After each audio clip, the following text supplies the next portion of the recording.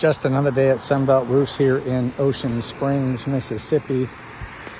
Checking out this house in a really tough shape, old 3-tab roof, as we call it. You can see missing shingles. Water's clearly penetrating here.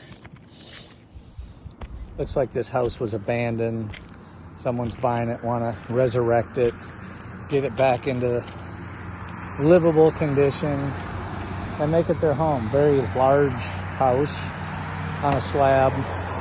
Step one is to put a decent roof on it before they start doing interior upgrades. You can see people over time have tried to do some minor little repairs, unsuccessfully, I would say. You can see different colored shingles here that might have been tabbed in.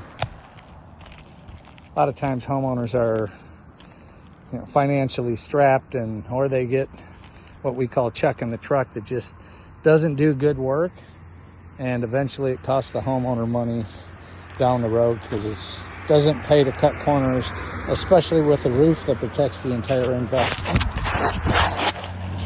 So until next time, we'll keep you updated.